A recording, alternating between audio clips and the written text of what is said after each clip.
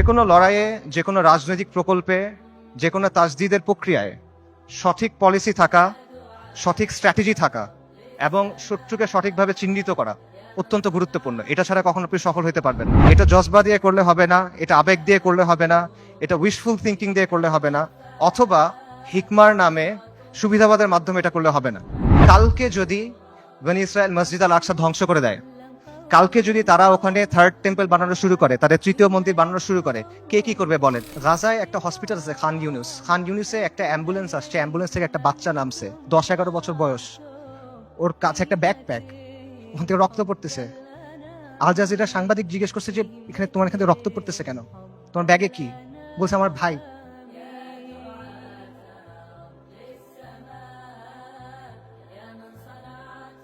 বাচ্চারা, ডাক্তাররা ব্যাগ খুলে দেখছে যে একটা 5 বছর বয়সী বাচ্চার ডেড বডি, পুরো বডি নাই, ছিন্ন বিচ্ছিন্ন বডি। যারা আমাদেরকে হত্যা করতেছে, যারা আমাদের উপর আগ্রাসন চালাচ্ছে, তাদের নিয়ে আমাদের মধ্যে মুগ্ধতা কাজ করে। যারা পরাজিত জাতি, তারা সবসময় বিজয়ী জাতির অনুকরণ করে। ওয়ামা লাকুম লা তুকাতিলুনা ফি সাবিলিল্লাহ, তোমার কি হয়েছে, তোমাদের কি হলো, তোমরা কেন আল্লাহর রাস্তায় কিতাল করতেছো না? আল্লাহ সুবহানাহু ওয়া তাআলা বলেন ওয়াকাতিলুহুম হাত্তা লা তাকুনা ফিতনা, ওর সাথে কিতাল করো যতক্ষণ পর্যন্ত ফিতনা দূরীভূত না হয়। এটা স্পষ্ট। আল-কুদস উমর রাদিয়াল্লাহু আনহুর সময় কিভাবে ফাতা হয়েছে, আল-কুদস সালাহউদ্দিন আইয়ুবীর সময় কিভাবে ফাতা হয়েছে, এগুলো মানে জটিলতার কিছু নাই, এটা স্পষ্ট উত্তর। কিন্তু এই উত্তরটা আমরা নিতে পারতেছি না। ইসরায়েলকে সবচেয়ে বেশি সামরিক সমর্থন কে দেয়? আমেরিকা। আসমান থেকে ফেরেশতা নেমে এসে আপনার জন্য জিহাদের দরজা খুলে দিবে না? আল্লাহ, আপনি আমাদের কাছ থেকে নেন, যতক্ষণ পর্যন্ত আপনি খুশি না হন আপনি আমাদের কাছ থেকে নেন, আমরা প্রস্তুত আছি। এই কথাটা যখন আমরা বলতে পারবো এবং এই কথার উপর যখন আমরা আমল করতে পারবো, যখন আমরা বলবো ইয়া আল্লাহ আপনি নেন, ততক্ষণ পর্যন্ত নেন যতক্ষণ আপনি সন্তুষ্ট না হন, তারপর আপনি আমাদেরকে আল আকসা দেন, তখন আল-কুদস আপনি মুক্ত করতে পারবেন, রাগ পর্যন্ত পাবেন না। বিসমিল্লাহির রহমানির রহিম। ইন্নাল হামদুলিল্লাহ ওয়াসসালাতু ওয়াসসালামু আলা রাসূলিল্লাহ ওয়া আলা আলিহি ওয়া সাহবিহি ওয়া সাল্লামা তাসলিমান কাসীরা। আম্মা বাদ। রাব্বি ইশরাহ লি সাদরি ওয়া ইয়াসসির লি আমরি ওয়াহলুল উকদাতাম মিন লিসানি ইয়াফকাহু কওলি। ওয়া ক্বালা সুবহানাহু ওয়া তাআলা আউযু বিল্লাহি মিনাশ শাইতানির রাজীম। وما لكم لا تقاتلون في سبيل الله والمستضعفين من الرجال والنساء والبلدان الذين يقولون ربنا أخرجنا من هذه القرية الظالم أهلها واجعل لنا من لدنك وليا واجعل لنا من لدنك نصيرا الذين آمنوا يقاتلون في سبيل الله والذين كفروا يقاتلون في سبيل الطاغوت فقاتلوا أولياء الشيطان إن كيد الشيطان كان ضعيفا صدق الله العظيم.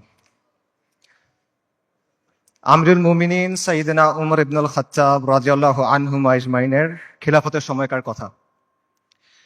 পারস্যের বিখ্যাত সেনাপতি গভর্নর হুরমুজান মুসলিমদের হাতে বন্দী। তাকে উমর ইবনুল খাত্তাবের সামনে আনা হইল। ওমর রাদিয়াল্লাহু তখন ব্যস্ত, বিভিন্ন জায়গায় তিনি মুসলিম সেনাবাহিনীকে পাঠাচ্ছেন।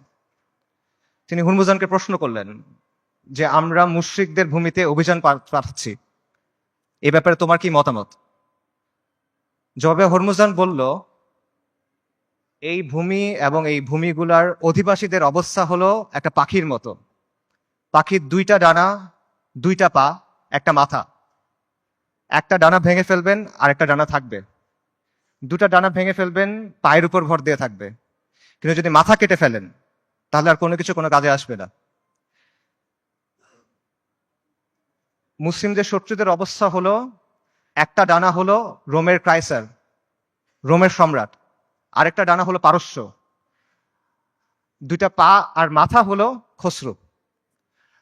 আপনি যদি খসরুকে আক্রমণ করেন এই পাখি শেষ হয়ে যাবে। আপনি মুসলিমদের বলেন খসরুকে আক্রমণ করতে। ওমর রাদিয়াল্লাহু আনহু এই পরামর্শ গ্রহণ করলেন এবং ইতিহাস সাক্ষী যে এই স্ট্র্যাটেজি সফল হয়। ওমর ইবনুল খাত্তাব রাদিয়াল্লাহু আনহুমা আজমাইনের খিলাফতের সময় অর্ধেক পৃথিবীর উপর ইসলামী শাসন কায়েম হয়। যে কোনো লড়াইয়ে, যে কোনো রাজনৈতিক প্রকল্পে, যে কোনো তাজদিদের প্রক্রিয়ায় সঠিক পলিসি থাকা, সঠিক স্ট্র্যাটেজি থাকা এবং শত্রুকে সঠিকভাবে চিহ্নিত করা অত্যন্ত গুরুত্বপূর্ণ। এটা ছাড়া কখনো আপনি সফল হতে পারবেন না। এবং এই জিনিসটা করতে হবে বাস্তবতার নিরিখে, শরিয়ার আলোকে এবং নিজের সামর্থ্য অনুসারে। এটা জজবা দিয়ে করলে হবে না, এটা আবেগ দিয়ে করলে হবে না, এটা উইশফুল থিঙ্কিং দিয়ে করলে হবে না, অথবা হিকমার নামে সুবিধাবাদের মাধ্যমে এটা করলে হবে না। আমি মনে করি আজকে যে বিষয়টা নিয়ে আলোচনা, আল কুদসের মুক্তি কোন পথে, সেই আলোচনার ক্ষেত্রে এই বিষয়টা মাথায় রাখা অত্যন্ত গুরুত্বপূর্ণ। এবং আল কুদসের মুক্তি কোন পথে, এই আলোচনাটাও জরুরি। কারণ ওয়ান্স এন্ড ফর অল আমাদের সামনে এটা স্পষ্ট হওয়া জরুরি যে আল কুদস কিভাবে মুক্ত হবে। গত 409 দিন ধরে গাজায় আমাদের মুসলিম ভাই বোনদের হত্যা করা হচ্ছে, তাদের উপর হত্যাযজ্ঞ চলতেছে, তাদের উপর ধ্বংসযজ্ঞ চলতেছে। শিশুদের হত্যা করা হচ্ছে, নারীদের হত্যা করা হচ্ছে, বৃদ্ধদের হত্যা করা হচ্ছে, পুরুষদের তো হত্যা করা হচ্ছেই। তারা মারা যাচ্ছেন বুলেটের আঘাতে, বোমার আঘাতে, ধ্বংসস্তূপের নিচে চাপা পড়ে, শ্বাসরুদ্ধ হয়ে, জ্যান্ত আগুনে পুড়ে, চিকিৎসার অভাবে, ওষুধের অভাবে, অনাহারে, না খেতে পেয়ে। বাসা বাড়ি থেকে শুরু করে হসপিটাল, ইউনিভার্সিটি, রিফিউজি ক্যাম্প, কোনো কিছু বাকি নাই। ইহুদিরা সব জায়গায় হামলা করতেছে। আমেরিকা, পৃথিবীর top medical journal the Landsat সেটা বলছে যে গাজায় প্রায় 2 লক্ষ মানুষ মারা গেছে, কিন্তু এই সংখ্যাটা নিশ্চিত করা যাচ্ছে না, কারণ লাশগুলো ধ্বংসস্তূপের নিচে চাপা পড়ে আছে। এবং এটা পুরো পৃথিবীর কাছে স্পষ্ট যে ইহুদিরা এখানে একটা গণহত্যা চালাচ্ছে, এথনিক ক্লেন্সিং করতেছে, জাতিগত নিধন এবং জেনোসাইড চালাচ্ছে তারা। খোদ ICJ, international court of justice, তারা বলছে গাজায় যেটা হচ্ছে এটা গণহত্যা হিসেবে কোয়ালিফাই করতে পারে। অ্যান্ড ইয়েট কেউ কিছু করে নাই। এটা সবার চোখের সামনে হচ্ছে, এটা কোনো পাথরের নিচে হচ্ছে না, কোনো গর্তের ভিতরে হচ্ছে না, কোনো অন্ধকার কোনায় হচ্ছে না। এটাকে বলা হচ্ছে the world's most televised genocide. এটা লাইভ স্ট্রিমিং হচ্ছে, আপনি চোখের সামনে দেখছেন কি হচ্ছে, আপনি লাইভ আপডেট পাচ্ছে, বাকি কেউ কিছু করে নাই। আন্তর্জাতিক আইন, মানবাধিকার, আন্তর্জাতিক সম্প্রদায়, জাতিসংঘ কেউ কিছু করে নাই, তারা এখানে নিষ্ক্রিয় দর্শক। আর পশ্চিমা বিশ্ব, আমেরিকা, ইউরোপ, তারা সক্রিয়ভাবে এই গণহত্যায় মদত দিচ্ছে। তারা ইসরায়েলকে অস্ত্র দিচ্ছে, তারা ইসরায়েলকে ফিনান্সিয়ালি হেল্প করতেছে, এবং তারা ইসরায়েলকে কূটনৈতিকভাবে হেল্প করতেছে। আর মুসলিম বিশ্বের মুসলিম বিশ্বের শাসকদের কি অবস্থা? তাদের অবস্থা হলো তারা একদিকে কিছু বিবৃতি দিচ্ছে, আর পেছনে তলে তলে তারা ইসরায়েলের সাথে নর্মালাইজেশন করতেছে। এটা হলো বাস্তবতা। এবং এই সব কিছুর পরে যে কথা, সেটা হলো মসজিদ আল আকসা আজকে বনু ইসরায়েলের দখলে। এটা হলো বাস্তবতা। কালকে যদি বনু ইসরায়েল মসজিদ আল আকসা ধ্বংস করে দেয়, কালকে যদি তারা ওখানে থার্ড টেম্পল বানানো শুরু করে, তাদের তৃতীয় মন্দির বানানো শুরু করে, কে কি করবে বলেন? যাদের কথা এতক্ষণ বললাম, এরা কে কি করবে? কেউ কিচ্ছু করবে না। এটা বাস্তবতা। খালাস, এর চেয়ে খারাপ আর কোনো পরিস্থিতি হইতে পারে না। কাজেই এই অবস্থায় এই প্রশ্নের উত্তরটা আমাদের কাছে স্পষ্ট হওয়া দরকার যে আল কুদসের মুক্তি কোন পথে। এবং এই প্রশ্নের উত্তর কঠিন না, এই প্রশ্নটাও সহজ, প্রশ্নের উত্তরও সহজ। আল্লাহ আজ্জা ওয়া জাল কোরআনে এই প্রশ্নের উত্তর দিয়ে দিচ্ছেন। আমাদের ইতিহাস থেকে এই প্রশ্নের উত্তর স্পষ্ট, এবং এই সময়েও, এই যুগেও, সাম্প্রতিক সময়েও এই প্রশ্নের উত্তর অনেকে আমাদের কাছে স্পষ্ট করে দিচ্ছেন। কিন্তু স্পষ্ট উত্তর, সহজ উত্তর আমরা সহজে মানতে পারি না। উত্তর অনেক সহজ, উত্তরটা নেওয়া কঠিন। সো এই জন্য এই প্রশ্নের উত্তরটা স্পষ্ট করা দরকার। আমি আসলে এই জন্যই আজকে আসছি। আমার এখানে আসার কথা ছিল না, আই হ্যাড ডিফারেন্ট প্ল্যানস। এই সেমিনারটা আমার অ্যাটেন্ড করার কথা ছিল না। যে কয়টা কারণে অ্যাটেন্ড করা, তার অন্যতম বা প্রধান কারণ হলো যে আমার কাছে মনে হয়েছে আমি অনেক জায়গায় গেছি, অনেক কথা বলছি, বাট এই কথাগুলো বলা হয় নাই, এবং এই কথাগুলো বলা প্রয়োজন। সো এগুলো বলার জন্য আমি আসলে এখানে আসছি। এবং আজকে দেখবেন যে অনুষ্ঠানের যে অন্য টপিকগুলো আছে, সেটার সাথে আমার টপিকটা একটু ডিফারেন্ট। মূল টপিকগুলো হলো যে ইসলামের প্রস্তাবনা, সমাজের ক্ষেত্রে, রাষ্ট্রের ক্ষেত্রে। এই টপিকটা একটু ডিফারেন্ট, কারণ আমি রফিক ভাইকে বলছিলাম যে আমি সেমিনারে আসবো, বাট আমাকে এই টপিকে কথা বলতে দিতে হবে। আমি আসছি দুইটা কারণে। এক হলো আপনাদের সামনে স্পষ্ট করে দেওয়ার জন্য যে আল কুদসের মুক্তি কোন পথে, যাতে আপনাদের কোনো অজুহাত না থাকে, আপনারা যেন পরে গিয়ে বলতে না পারেন কেউ আমাদেরকে বলে নাই, আমরা জানতাম না, আমরা বুঝি নাই। এই অজুহাতটা সরায় নেওয়ার জন্য আসছি। আর আমি এই জন্য আসছি যাতে যেদিন আল্লাহ আজ্জা ওয়া জালের সামনে গিয়ে দাঁড়াইতে হবে আমার, সেদিন যেন আমি এটুক বলতে পারি যে আমি কিছু করতে পারি নাই, কিন্তু এই কথাটা আমি আমার কমের সামনে বলছিলাম।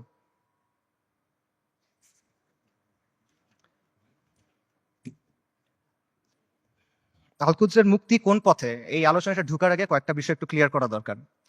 একটা বিষয় হলো যে শত্রুর নির্মমতা বা শত্রুর নিষ্ঠুরতা, এটা আসলে এখানে মূল সমস্যা না। কারণ এর চেয়েও নির্মম, এর চেয়েও নিষ্ঠুর ঘটনা আমাদের ইতিহাসে ঘটছে, এই উম্মার সাথেই ঘটছে। প্রথম ক্রুসেডের কথা চিন্তা করেন, যখন ক্রুসেডাররা জেরুজালেম দখল করে নিল 1099 সালের জুলাইয়ের 15 তারিখ, আজকে থেকে 925 বছর আগের কথা। খ্রিস্টান ইতিহাসবিদরা লিখছে যে তারা এমন ভাবে ম্যাসাকার করছে যে রাস্তায় কিছু কিছু জায়গায় পায়ের গোলারি পর্যন্ত মানুষের রক্ত ছিল, আর কিছু কিছু জায়গায় রক্ত ছিল হাঁটু পর্যন্ত, মুসলিমদের রক্ত। এবং তারা জেরুজালেম পর্যন্ত যাওয়ার সময় যতগুলো শহর পার হয়েছে প্রত্যেকটা শহরে ম্যাসাকার করছে, রেপ করছে, লুট করছে, আর্সন করছে, আগুন লাগাই দিছে। এবং এখানেই শেষ না, তারা ক্যানিবালিজম করছে। ক্যানিবালিজম বুঝেন? মানুষের মাংস খাওয়া। এটা ঐতিহাসিকভাবে প্রমাণিত। সিরিয়ার উত্তর পশ্চিমে একটা শহর আছে আল মারাতুন নুমান। এই শহরে 1098 সালে খ্রিস্টান হিস্টোরিয়ানদের লেখার মধ্যে আসে যে তারা মুসলিমদের লাশ সিদ্ধ করে খাইছে, বড়দের লাশ, প্রাপ্তবয়স্কদের লাশ এবং শিশুদের লাশ স্পিড রোস্ট করছে। স্পিড রোস্ট মানে বোঝেন? একটা বড় লোহার শিক থাকে, সেই শিকের মধ্যে একটা জন্তুকে এফর ওফর করা হয়, মনে করেন একটা কবুতর বা একটা মুরগি।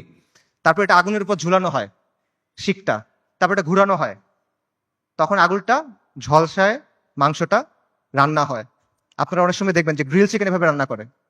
এইভাবে মুসলিমদের শিশুদের রান্না করে খাইছে। আমি বানায় বলতেছি না। ক্যানিবলস অ্যান্ড ক্রুসেডার্স একাডেমিক পেপার আছে, খুঁজে দেখেন, সেখানে প্রাইমারি সোর্স দেওয়া আছে, 12টা খ্রিস্টান সোর্স থেকে এটা প্রমাণিত। এই ঘটনা আমাদের সাথে ঘটছে। তাতারদের কথা চিন্তা করেন, বলা হয় যে মঙ্গলরা যখন বাগদাদ আক্রমণ করছিল 40 দিন পর্যন্ত মুসলিমদের হত্যা করছে। দজলা নদীর পানি লাল আর কালো হয়ে গেছে। লাল হলো মুসলিমদের রক্তে, কালো হলো সবকিছু পুরাই দিছে, ছাই গিয়ে নদীর পানিতে মিশছে, পানি কালো হয়ে গেছে। নবী সাল্লাল্লাহু আলাইহি ওয়াসাল্লামের সময়ের কথা চিন্তা করেন। খাব্বাব ইবনে আরাদ রাদিয়াল্লাহু তাআলা আনহু, তিনি রাসূলুল্লাহ সাল্লাল্লাহু আলাইহি ওয়াসাল্লামের সাথে এসে যখন কথা বলতেছেন, রাসূলুল্লাহ বলতেছেন যে তোমাদের আগে এমন উম্মাত ছিল যাদের হাড় থেকে মাংস লোহার চিরুনি দিয়ে আলাদা করা হয়েছে, তাদের মাথা থেকে দ্বিখণ্ডিত করা হয়েছে, এবং সাহাবীদের উপর তো অনেক অত্যাচার নির্যাতন হয়েছে, এটা আমরা জানি। কাজেই অত্যাচার নির্যাতন এটা এখানে মূল ইস্যুটা না। আমার কথা ভুল বুঝবেন না, আমি বলতেছি না যে আমাদের গাজার ভাই বোনরা তারা যেই কুরবানি করতেছেন, যে কষ্ট করতেছে, আমি এটা ডাউন প্লে করতেছি না। I am saying this just to put this things into perspective. মানে বিষয়টা বোঝা যে এইটা আগে ঘটেনি এমন না, এরকম ঘটনা আগেও ঘটছে। সমস্যা এখানে না, সমস্যা অন্য জায়গায়। সমস্যাটা হলো যে ক্রুসেডারদের সময় যখন আগ্রাসন হয়েছে, তাতারদের সময় যখন আগ্রাসন হয়েছে, তখন মুসলিমরা ক্রুসেডারদের সামরিক শক্তিকে সমীহ করত। তারা তাতারদের যে হিংস্রতা, এটা নিয়ে কনসার্ন ছিল, কিন্তু ওদের নিয়ে ফ্যাসিনেশন ছিল না, তাদের নিয়ে মুগ্ধতা ছিল না। আপনি তাদের লেখা যদি পড়ে দেখেন, দেখবেন যে ক্রুসেডের সময় যেসব মুসলিম হিস্টোরিয়ানরা লিখছেন, তারা ক্রুসেডারদের নিয়ে মজা করতেছে যে তাদের কাজকর্ম এমন কেন, তাদের বিশ্বাস এমন কেন, তাদের কালচার এমন কেন। তাতারদের সময় একটা বিখ্যাত ঘটনা আছে, অনেক আলেমদের আলোচনায় শুনবেন, যে হুলাকু খানের মেয়ে, বলা হয় হুলাকু খানের মেয়ে, তাতারদের নেতার মেয়ে বাগদাদ শহরে বের হয়েছে। সে একজন আলেমকে দেখছে, তাকে গিয়ে প্রশ্ন করতেছে, এই তোমাদের কোরআনে না লেখা আছে আল্লাহ তোমাদের বিজয়ী করবেন, আল্লাহ তোমাদের কর্তৃত্ব দিবেন, তোমরা সম্মানিত হবা? আর এটা কোরআন তো ভুল, কারণ আমরা তোমাদের উপরে কর্তৃত্ব করতেছি, তোমরা আমাদের অধীনস্থ। তখন সেই আলেম বলছেন যে রাখাল যখন ভেড়া নিয়ে যায় তখন সাথে কিছু কুকুর নিয়ে যায়, গার্ড ডগস। কেন নেয়? কারণ ভেড়া যখন পাল থেকে বের হয়ে যায় তখন কুকুর ছেড়ে দিতে হয়, কুকুরের ধাওয়া খেয়ে ভেড়াগুলো আবার পালে ফেরত আসে। তোমরা তাচাররা হলো এই কুকুর। আল্লাহ তোমাদেরকে পাঠাইছেন কারণ আমরা দিন থেকে সরে গেছি, তোমাদের ধাওয়া খেয়ে আমরা দিনের দিকে যখন ফিরবো তখন যিনি তোমাদের ছাড়ছেন তিনি তোমাদের আবার বেঁধে ফেলবেন। সুবহানাল্লাহ। আন্ডারস্ট্যান্ডিংটা খুব ক্লিয়ার। তাদের মধ্যে অনুশোচনা ছিল, দুঃখ ছিল, কিন্তু কোনো কনফিউশন ছিল না, শত্রুকে নিয়ে মুগ্ধতা ছিল না। তারা এটা ক্লিয়ার ছিল যে আমরা দিন থেকে সরছি, এই জন্য আজকে আমাদের এই অবস্থা, আমাদের দিনে ফেরত আসতে হবে। কিন্তু আমাদের আজকের কি অবস্থা? আমাদের অবস্থাটা কমপ্লিটলি ডিফারেন্ট। যারা আমাদেরকে হত্যা করতেছে, যারা আমাদের উপর আগ্রাসন চালাচ্ছে, তাদের নিয়ে আমাদের মধ্যে মুগ্ধতা কাজ করে, তাদের নিয়ে আমাদের মধ্যে ফ্যাসিনেশন কাজ করে, এবং আমরা মনে করি যে আমরা আরো বেশি করে কুফারের মতো হইতে হবে, আমাদের কুফারের অনুকরণ করতে হবে, তাহলে মনে হয় আমরা জিততে পারবো, তাহলে মনে হয় আমাদের দুরবস্থা যাবে। এবং আমরা মনে করি যে কুফারের যে তন্ত্রমন্ত্র আছে, কুফারের যে বাদ মতবাদ আছে, এগুলোর মাধ্যমে মনে হয় দিনের খেদমত হবে। আমরা এটা চিন্তা করতেছি। এগুলো কেন হচ্ছে? কারণ শত্রুর দিন নিয়ে আমাদের মধ্যে মুগ্ধতা আছে, আর আমাদের দিন নিয়ে আমাদের মধ্যে আছে হীনম্মন্যতা। ইবনু খালদুন একটা কথা বলছেন যে the vanquish always imitates the victor. যারা পরাজিত জাতি তারা সবসময় বিজয়ী জাতির অনুকরণ করে। এক্স্যাক্টলি সেম জিনিসটা এখানে হচ্ছে।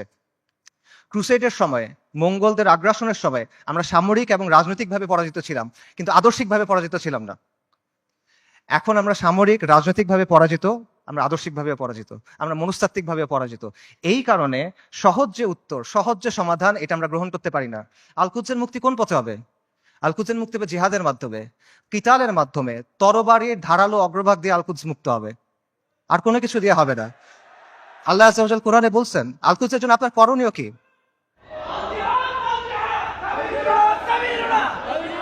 আল্লাহ আযজা ওয়া জাল বলছেন কোরআনে, আল কুদসের জন্য আপনার কমপ্লেন কি? সূরা নিসার আয়াতটা আমি পড়ছি, ওয়া মা লাকুম লা তুকাতিলুনা ফি সাবিলিল্লাহ। তোমার কি হয়েছে, তোমাদের কি হলো, তোমরা কেন আল্লাহর রাস্তায় কিতাল করতেছো না? এই জিনিসটা স্পষ্ট। আল্লাহ সুবহানাহু ওয়া তাআলা বলছেন, ওয়া আইদ্দু লাহুম মাসতাতাতুম মিন কুওয়া, তোমরা প্রস্তুত করো তারা সে জিহাদের জন্য। আল্লাহ সুবহানাহু ওয়া তাআলা বলছেন, ওয়া কাতিলুহুম হাত্তা লা তাকুনা ফিতনা, ওর সাথে কিতাল করো যতক্ষণ পর্যন্ত ফিতনা দূরীভূত না হয়। এটা স্পষ্ট। আল কুদস উমর রাদিয়াল্লাহু আনহুর সময় কিভাবে ফাতা হয়েছে, আল কুদস সালাহউদ্দিন আইয়ুবীর সময় কিভাবে ফাতা হয়েছে, এগুলো মানে জটিলতার কিছু নাই, এটা স্পষ্ট উত্তর। কিন্তু এই উত্তরটা আমরা নিতে পারতেছি না, এবং আমাদের মধ্যে কনফিউশন আছে। ঠিক আছে, জিহাদ হবে, জিহাদটা কিভাবে হবে? আপনি ফিলিস্তিনে গিয়ে জিহাদ শুরু করবেন নাকি? ওমর রাদিয়াল্লাহু আনহুর সময় কি ফিলিস্তিনে জিহাদ শুরু হয়েছিল, নাকি ফিলিস্তিনে গিয়ে জিহাদ শেষ হয়েছিল? সালাহউদ্দিন আল আইয়ুবীর সময় জিহাদ কি ফিলিস্তিনের দরজায় শুরু হয়েছিল, না জিহাদ ফিলিস্তিনের ভেতরে গিয়ে শেষ হয়েছিল? এই প্রশ্নগুলোর উত্তর সোজা। আপনি কি জিহাদ ফিলিস্তিনে গিয়ে শুরু করবেন, নাকি জিহাদ করতে করতে করতে গিয়ে আল্লাহ একসময় আল আকসাকে আমাদের হাতে দিবেন ইনশাআল্লাহ? এই প্রশ্নগুলোর উত্তর সোজা, কিন্তু আবারও এই সহজ উত্তরটা আমরা নিতে পারি না। কারণ এই যে আমাদের পরাজিত মানসিকতা, এটা আমাদের আচ্ছন্ন করে রাখছে, এটার বাইরে আমরা বের হইতে পারতেছি না। আমাদের চিন্তার মধ্যে কিছু জট লেগে আছে, যখনই আমরা ক্লিয়ারলি একটা জায়গায় যেতে চাচ্ছি, ওই জটগুলোর জন্য আমরা কনক্লুশনে পৌঁছাতে পারতেছি না। সুফিদের একটা কথা আছে যে আপনি যখন কোনো গ্লাসে বিশুদ্ধ পানি দিবেন, তার আগে ওই গ্লাস থেকে ময়লা ফেলে দিতে হবে। সো আপনি যদি ঠিক অ্যান্সারটা দিবেন, তার আগে ভুল অ্যান্সারটা সরাই নিতে হবে। এই জন্য আমি মূল অ্যান্সারে যাচ্ছি, তার আগে অল্প কিছু বিষয় কভার করি। আমাদের মাথায় কিছু জট লেগে আছে, সেই জটগুলো ক্লিয়ার করার চেষ্টা করি। প্রথম যে জটটা খুলতে হবে সেটা হলো, আল কুদসের ইস্যুর নিয়মতান্ত্রিক কোনো সমাধান নাই, এটার কোনো অনুমোদিত সমাধান নাই, এটার কোনো বৈধ সমাধান নাই। বর্তমান বিশ্ব ব্যবস্থার অধীনে যতগুলো নিয়মতান্ত্রিক পথ আছে, যতগুলো বৈধ পথ আছে, যতগুলো অনুমোদিত পথ আছে, এগুলো কোনোটা দিয়ে ফিলিস্তিন মুক্ত হবে না। আর যেই পথে ফিলিস্তিন মুক্ত হবে, আল কুদস মুক্ত হবে, এটা কোনোদিনও এই বিশ্ব ব্যবস্থায় বৈধ পথ হবে না। এটা কখনো তারা মেনে নিবে না। এটা সবসময় তাদের চোখে অপরাধ থাকবে, এটা সবসময় তাদের চোখে অবৈধ থাকবে, এবং এটা সবসময় তাদের চোখে সন্ত্রাস হিসেবে গণ্য হবে। এটা হলো রিয়ালিটি। এটা চিন্তা করেন যে যে জাতিসংঘ আর যে আন্তর্জাতিক আইনের মাধ্যমে ইসরায়েলের প্রতিষ্ঠা হলো, সেই জাতিসংঘ আর সেই আন্তর্জাতিক আইন দিয়ে আপনি কিভাবে আল কুদস মুক্ত করবেন? ইসরায়েল রাষ্ট্র প্রতিষ্ঠিত হয়েছে কিভাবে? জায়নিস্ট আন্দোলনের মাধ্যমে, ব্রিটিশদের সাহায্যে, আমেরিকার সাহায্যে, আন্তর্জাতিক আইন আর জাতিসংঘের ফ্রেমওয়ার্কের মধ্যে। এই বিশ্ব ব্যবস্থা, এটা ইসরায়েলকে জন্ম দিছে, এবং এই বিশ্ব ব্যবস্থা ইসরায়েলকে টিকায় রাখছে। তাহলে এই বিশ্ব ব্যবস্থার অধীনে যতগুলো সম্ভাব্য সমাধান আছে, কোনোটা দিয়ে আপনি ইসরায়েলকে সরাইতে পারবেন না। সম্ভাব্য সমাধান কি বলেন? One state solution, two state solution. একটা রাষ্ট্র হবে, ইহুদি রাষ্ট্র, সেখানে সবাই থাকবে, অথবা একটা ইহুদি রাষ্ট্র, একটা ফিলিস্তিনি রাষ্ট্র। এই তো সলিউশন। দুই ক্ষেত্রে তো ইসরায়েল থাকতেছে, খালি সীমানার হেরফের হচ্ছে। কাজে এইভাবে আপনি যদি পুরা আল কুদসকে মুক্ত করতে চান, আপনি বিশ্ব ব্যবস্থার অধীনে নিয়মতান্ত্রিক কোনো বৈধ পথ নাই, এটা স্পষ্টভাবে বুঝতে হবে। তথাকথিত আন্তর্জাতিক আইন, মানবাধিকার, এসব মেনে আপনি আল কুদসকে মুক্ত করতে পারবেন না। এগুলো হলো আপনার জন্য বাধ্যতামূলক, ওদের জন্য অপশনাল। ইসরায়েল কতগুলো মানবাধিকার ভঙ্গ করছে, ইসরায়েল কতগুলো আন্তর্জাতিক আইন ভঙ্গ করছে, আমেরিকা ইরাক আর সিরিয়াতে কি করছে, ফ্রান্স এখন আফ্রিকাতে কি করতেছে, ইভেন জাতিসংঘের যে শান্তিরক্ষা বাহিনী, এর আগে সুদান, হাইটি, লাইবেরিয়া, কঙ্গো, এসব জায়গায় গিয়ে সাধারণ মানুষকে রেপ করতেছে। এগুলো মানবাধিকার লঙ্ঘন না? আন্তর্জাতিক আইনের ভঙ্গ হয় না এখানে? কার কি হয়েছে? কিচ্ছু হয় নাই। এটা ওরা বানাবে, আপনি মানবেন, এটা ওরা মানার জন্য না। আপনি এগুলো বিশ্বাস করে বসে আছেন, লাভ নাই। এগুলো হলো, এগুলো দিয়ে ওরা আপনার হাত দুই পেছনে বেঁধে রাখবে, তারপর ইসরায়েল এসে আপনাকে জবেহ করবে। এরা আমাদেরকে নারী অধিকারের কথা বলবে, শিশু অধিকারের কথা বলবে, মানবাধিকারের কথা বলবে, পর্দার সমালোচনা করবে, নিকাবের সমালোচনা করবে, শরিয়ার সমালোচনা করবে। তারপর আমাদের বইয়ের মধ্যে এলজিবিটি ঢুকাবে। কিন্তু যখন লিটারেলি হাজার হাজার নারী, শিশু, বৃদ্ধ মারা যাচ্ছে, জেনোসাইড হচ্ছে, এথনিক ক্লেন্সিং হচ্ছে, তখন এরা এসে কি বলবে? Israel has the right to defend itself, we must condemn Hamas. এই তো অবস্থা। এটা হলো আন্তর্জাতিক আইন এবং মানবাধিকারের অবস্থা। আমেরিকাতে একজন বিখ্যাত দায়ী ছিলেন, মালিকা শাবাজ, ম্যালকম এক্স, এই নামে চিনবেন অনেকে। ওনার একটা কথা আছে, খুব বিখ্যাত কথা, এবং আমি মনে করি এই কথাটা আমাদের সবার বোঝা উচিত। উনি বলছেন, we want freedom by any means necessary, we want justice by any means necessary, we will strike at injustice by any means necessary. অর্থাৎ মুক্তির জন্য, মর্যাদার জন্য, সম্মানের জন্য, অন্যায় বন্ধ করার জন্য যা যা করা প্রয়োজন তা সবই করতে হবে। সহজ। ম্যালকম এক্স আফ্রিকান আমেরিকান ছিলেন, পশ্চিমা বিশ্বের বাস্তবতা উনি খুব কাছ থেকে দেখছেন, এবং ওনার মধ্যে হীনমন্যতা ছিল না, জাতে ওঠার টেন্ডেন্সি ছিল না, ওনার এই চিন্তা ছিল না যে আমার কৈফিয়ত দিতে হবে। তাই উনি সহজ কথাটা সহজে বলে দিয়েছেন। তো এই কথাটা আপনারা বুঝতে হবে, যদি আপনি মুক্তি চান, যদি আপনি মাথা উঁচু করে বাঁচতে চান, তাহলে you have to get it by any means necessary. এটা মাথার মধ্যে গেঁথে নেন, এটা মনের মধ্যে খোদাই করে নেন যে আন্তর্জাতিক আইন, জাতিসংঘ, মানবাধিকার এগুলা মেনে কিয়ামত পর্যন্ত আপনি আল আকসাকে মুক্ত করতে পারবেন না। এটা অনেকে বুঝবেন, ঠিক আছে, জাতিসংঘ দিয়ে আল আকসা মুক্ত হবে না, তাহলে মুক্ত হবে কিভাবে? অনেকগুলো মুসলিম দেশ আছে, এই মুসলিম দেশগুলোকে আমাদের সামাজিক অর্থনৈতিকভাবে শক্তিশালী করতে হবে, সামরিকভাবে শক্তিশালী করতে হবে, তাহলে মনে হয় কোনো এক সময় আলকুদস মুক্ত হয়ে যাবে। না, এভাবেও হবে না। এরকম রাষ্ট্র যেগুলো আছে গত 1 বছরে তারা কি করছে বলেন? এরকম কিছু রাষ্ট্রের নাম বলেন। ইউএই, কাতার, সৌদি আরেবিয়া, তুরস্ক, এরা এই রাস্তাতেই আছে, তাই না? আচ্ছা, তারা কি করছে বলেন? সর্বপ্রথম যে রাষ্ট্র ইসরায়েলের সাথে নর্মালাইজেশন করছে, প্রথম যে রাষ্ট্রগুলো করছে তার মধ্যে একটা হলো ইউএই। ইসরায়েলকে সবচেয়ে বেশি অস্ত্র সাপ্লাই দেয় আমেরিকা। সেই অস্ত্র ইসরায়েলে পৌঁছায় কিভাবে? যে রুটগুলো ব্যবহার হয়ে পৌঁছায় তার একটা হলো কাতারে। গাজায় যে অস্ত্র দিয়ে আপনার ভাই বোনকে হত্যা করা হচ্ছে, সেই অস্ত্র এসে প্রথমে পৌঁছাচ্ছে কাতারে। সৌদি আরব কি করতেছে? একদিকে পেছনে নর্মালাইজেশনের চেষ্টা করতেছে, আরেকদিকে মরুভূমির মধ্যে কনসার্ট হচ্ছে। ইসরায়েলের চ্যানেল 13 একটা প্রতিবেদন আছে, সেখানে বলা হয়েছে যে যখন লোহিত সাগরে ব্লকেট দিল হুথিরা, ইয়েমেনের হুথিরা যখন লোহিত সাগরে ব্লকেট দিল, তখন ইসরায়েলে কার্গো গেছে কিভাবে? দুবাই, জর্ডান এবং সৌদি আরবের মধ্য দিয়ে। আর যারা এগুলোর বিরুদ্ধে কথা বলার মতো মানুষ, সেই হকপন্থী ওলেমায়ে কেরাম, শত শত ওলেমায়ে কেরাম গত 7-8 বছর ধরে তাদের জেলে।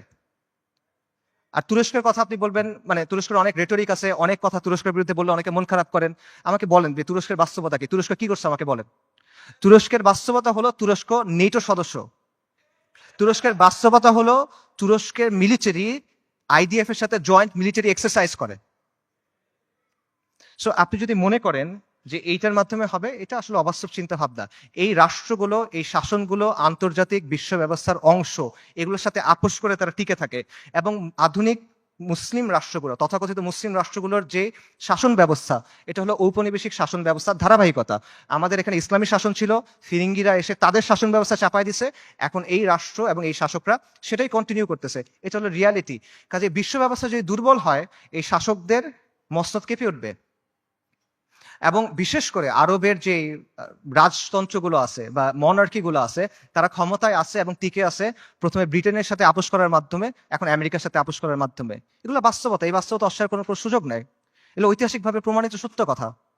কাজেই এরা কখনোই এমন কোনো কাজ করবে না যেটা এই বিশ্ব ব্যবস্থার বিরুদ্ধে চায়। তারা যদি আন্তরিকভাবে চায়ও, তাহলে তারা এটা করতে পারবে না। তারা অ্যাট বেস্ট এটা ম্যানেজ করতে পারবে, এবং এটি তারা চেষ্টা করে ম্যানেজ করা, যে 2 লক্ষ মানুষ মারা গেছে, আমরা একটা বিবৃতি দিব, এইটুকুই তারা করবে। এইটাই ম্যানেজ করার চেষ্টা করবে তারা। কাজেই এটা সত্য, মুসলিমদেরকে অর্থনৈতিকভাবে শক্তিশালী হতে হবে, রাজনৈতিকভাবে শক্তিশালী হতে হবে, সামরিকভাবে শক্তিশালী হতে হবে, কোনো প্রশ্ন নাই। কিন্তু পরাধীন অবস্থায় না। আমরা মনে করি আমরা স্বাধীন হয়েছি, আমরা স্বাধীন হই নাই, আমরা এখনো পরাধীন অবস্থায় আছি। পরাধীন অবস্থায় আপনার জিডিপি যত হোক, আপনার রাস্তা যত সুন্দর হোক, আপনার দেশে যত স্কাইস্ক্রেপার থাকুক, ইট ডাজন্ট ম্যাটার। আপনি পরাধীন, ওই টাকা আপনার হাতে নাই, ওই অস্ত্র আপনার হাতে নাই, ওই শক্তি আপনার হাতে নাই। সো এই বিষয়টা বুঝতে হবে যে আপনি আগে মুক্ত হইতে হবে, তারপরে এই শক্তি। এবং এখানে আরেকটা পজিশন আছে, অনেকে যেটা মনে করেন যে ঠিক আছে, জাতিসংঘ দিয়ে হবে না, মুসলিম রাষ্ট্র দিয়ে হবে না, কিন্তু মুসলিম সেনাবাহিনীগুলা দিয়ে হবে। এই সেনাবাহিনীগুলা, বিশেষ করে আরবের যে সেনাবাহিনীগুলো আছে, ফিলিস্তিনের কাছাকাছি যে সেনাবাহিনীগুলো আছে, এরা হয়তোবা সাহায্য করবে। এবং আপনারা দেখবেন যে যখনই এই ম্যাসাকার গুলো হয়, ইসরায়েল তো পিরিয়ডিক্যালি এটা করে, কিছুদিন পরপরই এটা হয়, তখনই এরকম হ্যাশট্যাগ থাকে, যেমন আর্মিস টু আলাক্সা, যে আর্মি গুলাকে আলাক্সাকে মুক্ত করবে। এটা অবাস্তব চিন্তা ভাই। আমি আপনাকে ইয়েমেনের তাগুত আলী আব্দুল্লাহ সালের একটা কথা বলি। আলী আব্দুল্লাহ সালে একবার বলছে একটা সাক্ষাৎকারে যে এইসব আর্মির কাজ হলো মানুষকে দমন করা। যদি জনগণ আমার বিরুদ্ধে বিদ্রোহ করে, আমি আর্মি দিয়ে জনগণকে দমন করব। এর বাইরে এদের আর কোনো কাজ নাই, এটা শোর জন্য। জনগণকে রক্ষা করা এই সেনাবাহিনীর কাজ না। এটা হলো আলী আব্দুল্লাহ সালের কথা। সে একটা মিথ্যাবাদী, কিন্তু সে এখানে সত্য বলছে। এটি হলো বাস্তবতা। আপনি দেখেন যে এই আর্মিগুলোকে প্রশিক্ষণ দেওয়া হয়েছে, অস্ত্র দেওয়া হয়েছে, অর্থায়ন করেছে কেন? এই আরব শাসকদের মস্তক টিকায় রাখার জন্য এবং মুসলিমদের পায়ের নিচে রাখার জন্য, ইসলামকে দমন করার জন্য। এটা হলো বাস্তবতা। এবং এই আর্মিগুলো আসলে যাবে কেমনে আলাক্সা পর্যন্ত বলেন তো? ইসরায়েলের চারপাশে যে দেশগুলো আছে, এগুলো তো ইসরায়েলকে রক্ষা করতেছে। আপনি যাবেন কেমনে ওখানে? আপনি তো বাংলাদেশ থেকে যেতে পারবেন না ওখানে, তাই না? আপনার ওই জায়গার থেকেই ওখানে যেতে হবে। তো তারা যাবে এটা কেমনে? এবং যখন আপনি যে বলতেছেন এই আর্মিগুলো ক্ষমতা নিবে বা তারা কাজ করবে, এগুলো তো অলরেডি হয়েছে, এটার বাস্তবতা আমরা দেখছি। মিশরে কি হয়েছে জামাল আব্দুল নাসেরের সময়? জামাল আব্দুল নাসের ইখওয়ানুল মুসলিমিন বা মুসলিম ব্রাদারহুডের সাথে একটা ওয়াদা করছিল, কোরআনের উপর হাত রেখে সে ওয়াদা করছে যে মুসলিম ব্রাদারহুড রাস্তায় আন্দোলন করবে, রাজপথে আন্দোলন করবে, জনমত গঠন করবে। জামাল আব্দুল নাসের আর তার বন্ধুরা সেনাবাহিনীর মধ্যে কু করবে, সামরিক অভ্যুত্থান করবে। তারপর তারা ক্ষমতায় যাবে, ক্ষমতায় গিয়ে কোরআনের শাসন প্রতিষ্ঠা করবে। কোরআনের উপর হাত রেখে ওয়াদা করছে। কু হয়েছে, মুসলিম ব্রাদারহুড তার ওয়াদা পূরণ করছে। সে ক্ষমতায় গেছে, ক্ষমতায় গিয়ে কি করছে? গায়রুল্লাহর আইন দিয়ে শাসন করছে, মুসলিম ব্রাদারহুডকে জবে করছে। উস্তাদ সাইদ কুতুব রাহিমুল্লাহ সহ অনেক মানুষকে তারা শহীদ করে দিছে। এটা হলো বাস্তবতা। এরা যখন আসে তখন কি করে, এটা চোখের সামনে আসে। কাজেই আরব রাষ্ট্রগুলো বা এই রাষ্ট্রগুলোর যে শাসন ব্যবস্থা, যে শাসকরা আছে, এরা হলো ইসরায়েলের ঘনিষ্ঠতম মিত্র। আর এই বাহিনীগুলো হয় ইসরায়েলের বর্ডার গার্ড অথবা জাতিসংঘের ভাড়াটে সৈন্য। এটা হলো বাস্তবতা। সো এদেরকে দিয়ে আপনি ফিলিস্তিন মুক্ত করবেন, এটা ডিলিউশন ভাই। এবার আসেন ইরানের কথায়। আমরা অনেকে মনে করি যে ইরান ফিলিস্তিনকে মুক্ত করবে। আল-কুদসের মুক্তি ইরানের মূল উদ্দেশ্য না। ইরানের মূল উদ্দেশ্য হলো মধ্যপ্রাচ্যে শিয়াদের যে ক্ষমতা, এটা বৃদ্ধি করা। শিয়া অ্যাক্সিস বলে যেটাকে। এবং এটা সে করবে অ্যাট ইয়োর কস্ট। একটা কথা আছে গেম থিওরিতে, জিরো সাম গেম, যে তার শক্তি যত বাড়বে আপনার শক্তি তত কমবে। এটা বাস্তবতা। ইরানের সাথে ইসরায়েলের স্বার্থের দ্বন্দ্ব আছে, ইরানের সাথে আমেরিকার স্বার্থের দ্বন্দ্ব আছে, কিন্তু তার মানে কিন্তু ইরানের সাথে আপনারও দ্বন্দ্ব আছে। যে ইরান আজকে ফিলিস্তিনের মুক্তি করার জন্য বুলি আওড়াচ্ছে, তারাই আজকে সিরিয়াতে আহলুস সুন্নাহ ওয়াল জামাকে হত্যা করতেছে। তারাই আজকে আহওয়াজে আহলুস সুন্নাহ ওয়াল জামাকে হত্যা করতেছে। তারা ইরাকে আহলুস সুন্নাহ ওয়াল জামাকে হত্যা করছে, এখন নির্যাতন করতেছে। এটা হলো বাস্তবতা। ইরানের স্বার্থ আর আহলুস সুন্নাহ ওয়াল জামার স্বার্থ কখনোই এক না। ইরান সক্রিয়ভাবে এই মুহূর্তে আহলুস সুন্নাহ ওয়াল জামার সাথে যুদ্ধে লিপ্ত। এই মুহূর্তে, আগে কখনো ছিল, পরে কখনো এগুলো বলছে না, অ্যাট দিস মোমেন্ট তারা আমাদের সাথে যুদ্ধে লিপ্ত। অ্যাট দিস মোমেন্ট তারা আমাদের হত্যা করতেছে। আমেরিকা যখন আফগানিস্তানে আক্রমণ করছে, আমেরিকা যখন ইরাকে আক্রমণ করছে, ইরান তাদেরকে সহায়তা করছে। এটা তাদের মুখের কথা, এটা আমি বানায় বলতেছি না, আপনারা গিয়ে চেক করেন। মুহাম্মদ খাতামি ইরানের প্রেসিডেন্ট ছিল 97 থেকে 2005 পর্যন্ত সম্ভবত। তার একটা বক্তব্য আছে যে তালিবানের বিরুদ্ধে আমরা আমেরিকাকে সাহায্য করছি। স্পষ্ট বক্তব্য আছে তাদের, এগুলো লুকোছাপার কিছু না। এবং সবচেয়ে বড় যে বিষয়টা, ইরানের ব্যাপারে সতর্ক হওয়ার সবচেয়ে বড় কারণ হলো যে তাদের সাথে আমাদের আকীদার দ্বন্দ্ব আছে, তাওহীদের ব্যাপারে দ্বন্দ্ব আছে। তারা আল্লাহর উলুহিয়াত, আল্লাহর রুবুবিয়াত, আল্লাহর সিফাতের ব্যাপারে শিরক করে। তারা আমাদের মা আয়েশা রাদিয়াল্লাহু তাআলা আনহার ব্যাপারে জঘন্য কথা বলে, যেটা কোনোদিন কিয়ামত পর্যন্ত মানা সম্ভব না আমাদের পক্ষে। তারা সাহাবায়ে কেরাম রাদিয়াল্লাহু তাআলা আনহুম আজমাইনকে তাকফির করে, এটা কোনোদিন পর্যন্ত মানা সম্ভব না। এগুলো কোনো ফুরুই বিষয় না ভাই। এই জিনিস মেনে আপনি কোনো কিছু করতে পারবেন না। আল্লাহ আল কুদসকে এই শিরকের সাথে এই করে আপনি মুক্ত করতে পারবেন না। ইরানকে আপনার দেখতে হবে ক্রুসেডের সময়ে উবাইদি সাম্রাজ্যের মতো করে। ক্রুসেডের সময়ে একটা সাম্রাজ্য ছিল, উবাইদি সাম্রাজ্য। এটাকে আপনারা অনেকে ফাতেমি খিলাফত নামে চিনেন।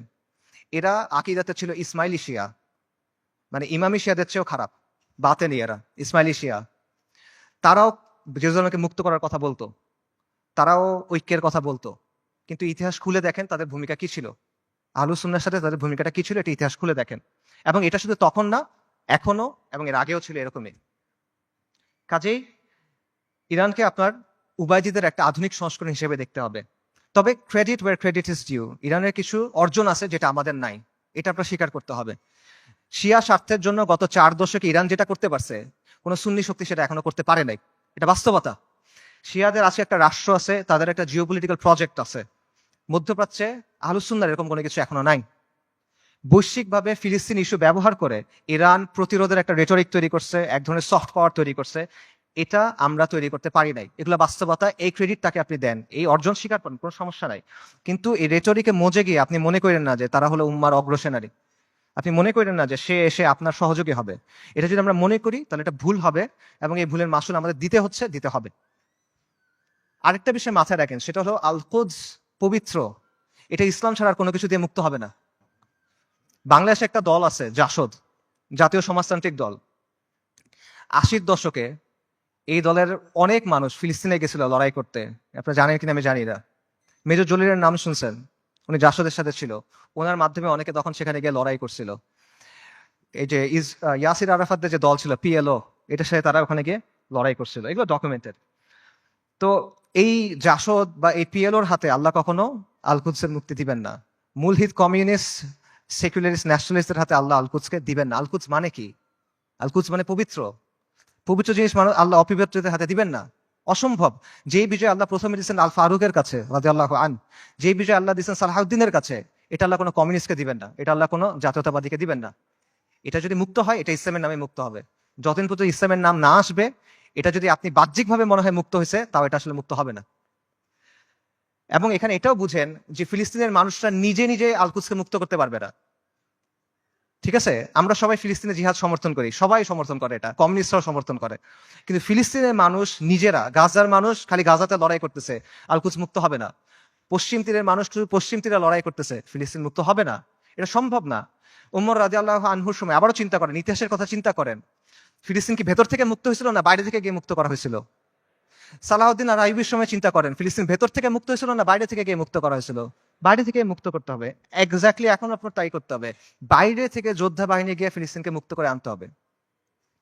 কিন্তু এখানে সমস্যাটা হলো যে বাইরে থেকে যে যারা যাবে, তারা যাবেটা কিভাবে? ইসরায়েল একটা 4-5 লেয়ারের সিকিউরিটি কমপ্লেক্সের ভেতরে বসে আছে। সহজ করে বলি, ইসরায়েল যেতে হলে আপনার 4টা বা 5টা পাহাড় টপকাইতে হবে। এভাবে চিন্তা করেন, মনে করেন আফ্রিকার কোনো অঞ্চলে আপনি টাইম মেশিনে করে সালাউদ্দিন আল আইয়ুবী এবং নুরুদ্দিন জিঙ্গি রাহিমাহুমুল্লাহ তাদেরকে নিয়ে আসলেন, তাদের বাহিনীকে নিয়ে আসলেন, তাদেরকে অত্যাধুনিক অস্ত্র দিলেন এবং তাদের একটা মিশন দিলেন, তোমাদের কাজ হলো আবার জেরুজালেম মুক্ত করো, আগে একবার করছিলে আবার করো। তারা যদি এই কাজটা করতে চায়, তাদেরকে কে বাধা দিবে চিন্তা করেন। প্রথমে ওইখানকার তথাকথিত মুসলিম শাসক বাধা দিবে, তাদের বাহিনী বাধা দিবে, সেই শাসকদের কিছু অনুগত নামধারী আলেম থাকবে, তারা বাধা দিবে, তারা বলবে এরা খারেজি, তারা বলবে এরা তাকফিরি, তারা বলবে এরা উগ্র, তারা বলবে এরা বাঘি। এগুলো বলে অনেকে মাইন্ড করেন, এগুলো বাস্তবতা। আপনারা ভিডিও দেখেন, মিশরের এক বিখ্যাত মুফতি, নাম বললে সবাই চিনবেন, এই বিখ্যাত মুফতি বলছে যে অক্টোবর 7 তারিখ যে আক্রমণ করা হয়েছে, এটা খারেজিদের মতো আক্রমণ হয়েছে, এবং এটা যাদের সামনে বলছে সেই তরুণরা তাকে ভয়ঙ্কর অ্যাগ্রেসিভ একটা স্লোগান দিছে, তখন গালি দিছে বেসিক্যালি, আমি বলতে চাচ্ছি না, আপনাকে ইউটিউবে খুঁজে দেখেন, এগুলো বাস্তবতা। প্রথমে ওই শাসকরা এবং তার বাহিনীরা তাদেরকে বাধা দিবে, তারপর তাদের অনুগত নামধারী আলেমরা, হকপন্থী আলেম অবশ্যই না, নামধারী আলেমরা বাধা দিবে। তারপর কি হবে? তারপর আন্তর্জাতিক বিশ্ব আসবে, এসে স্যাংশন দেওয়ার চেষ্টা করবে, নিন্দা প্রস্তাব জানাবে। তারপর যদি কোনোভাবে তারা আগাইতে পারে, তাদের গিয়ে মোকাবেলা করতে হবে কাদের সাথে? ইসরায়েলকে ঘিরে রাখা আরব দেশগুলা এবং সেগুলোর শাসক এবং সেগুলোর সেনাবাহিনীর সাথে। এগুলো যদি আপনি ক্রস করেন, তখন আপনার লড়াই করতে হবে আমেরিকার সাথে, তারপর আপনি ইসরায়েলের সাথে ফাইট করতে পারবেন, তার আগে না। এটা হলো বাস্তবতা। আজকে যদি কোনো সুন্নি রাজনৈতিক শক্তি তৈরি হয়, মনে করেন উত্তর পূর্ব আফ্রিকাতে কোনো সুন্নি দল ইসলামী ইমারত কায়েম করলো, তারা এখন আল-কুদস পর্যন্ত যাইতে চায়, তাদেরকে এই 4-5টা পাহাড় টপকায় ওখানে যেতে হবে। কাজেই আল-কুদসের মুক্তির যে ইস্যু, এটা কোনো নির্দিষ্ট অঞ্চলের ইস্যু না, এটা কোনো লোকাল ইস্যু না, এটা একটা গ্লোবাল ইস্যু। এটা সম্পর্ক পুরো বিশ্ব ব্যবস্থার সাথে। এবং আপনি চিন্তা করে দেখেন যে ইসরায়েল রাষ্ট্র অস্তিত্ব আসলো কিভাবে। 1947 সালে যখন দ্বিতীয় বিশ্বযুদ্ধ শেষ হইল, যখন মিত্রবাহিনী যুদ্ধে জিতলো, যখন আমেরিকার নেতৃত্বে নতুন বিশ্ব ব্যবস্থা তৈরি হইলো, তখন ইসরায়েল রাষ্ট্রের জন্ম হয়েছে। কাজেই যেই আল-কুদস দখল হওয়ার সাথে ইসরায়েল রাষ্ট্র প্রতিষ্ঠিত হওয়ার সাথে সম্পর্ক এই বিশ্ব ব্যবস্থার। কাজে আপনি যদি আল-কুদসকে মুক্ত করতে চান, আপনি যদি ইসরায়েলের মোকাবেলা করতে চান, এই বিশ্ব ব্যবস্থাকে আপনার পরাজিত করতে হবে। এর সহজ কোনো উপায় নেই আসলে। আর যখন আপনি বিশ্ব ব্যবস্থাকে চেঞ্জ করতে যাবেন, ওটা কিরকম হবে? এটাকে একটা নিট অ্যান্ড ক্লিন প্রক্রিয়া হবে?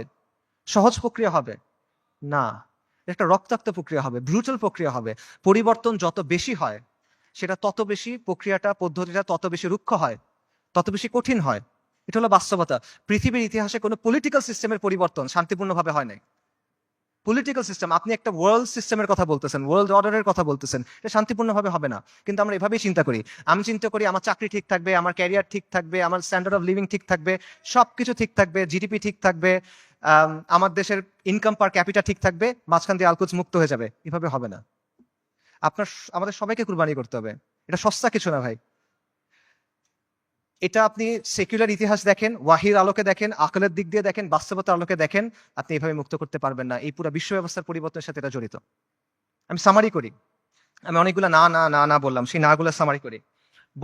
বর্তমান বিশ্ব ব্যবস্থার অনুমোদিত কোনো পথে আল-কুদস মুক্ত হবে না। জাতিসংঘ, আন্তর্জাতিক আইন, মানবাধিকার, এগুলা দিয়ে আল-কুদস মুক্ত হবে না। মুসলিম বিশ্বের শাসক এবং তাদের অধীনস্থ যে সেনাবাহিনী, এদেরকে দিয়ে আল-কুদস মুক্ত হবে না। ইরানের যে অক্ষ, এটার মাধ্যমে আল-কুদস মুক্ত হবে না। আল-কুদসের অধিবাসীরা একা একা নিজেরা চেষ্টা করে ভেতর থেকে আল-কুদসকে মুক্ত করতে পারবে না, তাকে অবশ্যই বাইরে থেকে হেল্প করতে হবে। কিন্তু বাইরে থেকে কেউ যদি হেল্প করতে যায়, তারা 4 থেকে 5টা পাহাড় ডিঙায় যেতে হবে। কাজেই ফিলিস্তিনের মুক্তির বিষয়টা এই বিশ্ব ব্যবস্থার পরিবর্তন করা বা বিশ্ব ব্যবস্থাকে দুর্বল করার সাথে সম্পর্কিত। আল-কুদসকে মুক্ত করতে হলে অবশ্যই এই বিশ্ব ব্যবস্থাকে দুর্বল হইতে হবে, নইলে এটা সম্ভব না, ইল্লা মাশাআল্লাহ। এবং অবধারিত হবে এই ক্ষেত্রে আপনার অরাজকতা, অস্থিতিশীলতা এবং রক্তক্ষয়ী একটা প্রক্রিয়ার মধ্যে যেতে হবে। এগুলো হলো বাস্তবতা। তাহলে আল কুদসের মুক্তি কিভাবে, সমাধান কিভাবে? আমি বলছি আল কুদসের মুক্তি কিতালের মাধ্যমে, জিহাদের মাধ্যমে। এটা আপনারাও জানতেন অনেকে। আজকে এখানে আসার আগে আপনারা অনেকে এটা মনে করতেন যে হ্যাঁ, জিহাদের মাধ্যমে আল কুদস মুক্ত হবে। শুধু আপনারা না, যেই ছেলেটা মদ খায়, যে মেয়েটা বয়ফ্রেন্ড নিয়ে ঘুরে, সেও দেখেন মনে করে যে আল কুদস যুদ্ধের মাধ্যমে মুক্তি হবে। আমেরিকার যে কমিউনিস্টরা আছে, যে এলজিবিটি অ্যাক্টিভিস্টরা আছে, এদের মধ্যে অনেকে মনে করে আল কুদস যুদ্ধ ছাড়া মুক্ত হবে না। আপনারা দেখবেন যে ওদের অনেকে স্লোগান দেয়, from the river to the sea Palestine will be free. তারা এটা বলে। তারা মনে করে 7ই অক্টোবরের অ্যাটাককে তারা প্রশংসা করে। তারা মনে করে এটা হলো ডিকলোনাইজেশন হচ্ছে, ডিকলোনাইজেশন সবচেয়ে ভালো রূপ এটা। তো তার বুঝ আর আপনার বুঝে তফাৎ কি? তফাৎটা হলো যে আপনি মনে করছেন যুদ্ধ দিয়ে মুক্ত হবে, আপনার কাছে উত্তরটা আছে, আপনার কাছে গন্তব্যটা আছে, কিন্তু গন্তব্য পর্যন্ত কিভাবে যাবেন এটা আপনি জানেন না। আপনি একটা অঙ্কের উত্তরটা আপনি মুখস্থ জানেন বা কেউ আপনাকে বলে দিছে, আপনি এটা লিখছেন, কিন্তু আপনি অঙ্কটা মিলাই আনতে পারতেছেন না। এটা হলো সমস্যাটা। সো এই কথাগুলো এতক্ষণ আমি যেটা বললাম, যে আমি যে বললাম এইভাবে হবে না, এইভাবে হবে না, এইভাবে হবে না, এটা বলার কারণটা হলো ওই চিন্তার জটগুলো খুলে দেওয়া, যাতে করে আপনার চিন্তাটা স্পষ্ট হয়। আল কুদসকে মুক্ত করতে হলে অবশ্যই জিহাদ করতে হবে, এবং এটা একটা উম্মা কেন্দ্রিক প্রচেষ্টা হতে হবে। এটা কোনো নির্দিষ্ট এক জায়গায় করে আপনি করতে পারবেন না। জিহাদটা শুরু ফিলিস্তিনে হবে না, এটা শেষটা ফিলিস্তিনে গিয়ে হবে। ইতিহাসে এভাবেই বারবার হয়েছে। ওমর ইবনুল খাত্তাবের সময় কি হয়েছিল চিন্তা করেন, সালাহউদ্দিন আল আইয়ুবের সময় কি হয়েছিল চিন্তা করেন। শুরুটা কখনোই ফিলিস্তিনে হয় নাই, শেষটা ফিলিস্তিনে গিয়ে হয়েছে। এবং এই জন্য প্রথমে মুসলিম মেজরিটি দেশগুলো আছে, সেগুলোকে আপনার স্বাধীন করতে হবে। সেকুলার সিস্টেম থেকে বের হয়ে সেখানে ইসলামী শরিয়া আনতে হবে।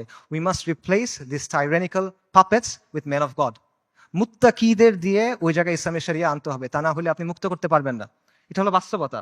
এবং এই পরিবর্তনটা, এটা একটা বৈপ্লবিক পরিবর্তন। এটা ব্যালট বক্স দিয়ে আসবে না, এটা কোনোদিনও ব্যালট বক্সে দিয়ে আসবে না। অনেক চেষ্টা করা হয়েছে, আসবে না। সেটা আফগানিস্তানে যেভাবে আসবে, সব জায়গায় এভাবে আসবে, এটা জরুরি না। স্থান, কাল, পাত্র, প্রেক্ষাপট ভেদে পরিবর্তন আসতে পারে, কিন্তু পরিবর্তনটা বৈপ্লবিক হইতে হবে। এটা আপোষের কোনো পরিবর্তন হইলে হবে না। এবং মূল বিষয়টা সিম্পল, কিছু ভূখণ্ডের উপর আহলুস সুন্নাহ ওয়াল জামাত তামকিন লাগবে, শাসন কর্তৃত্ব লাগবে।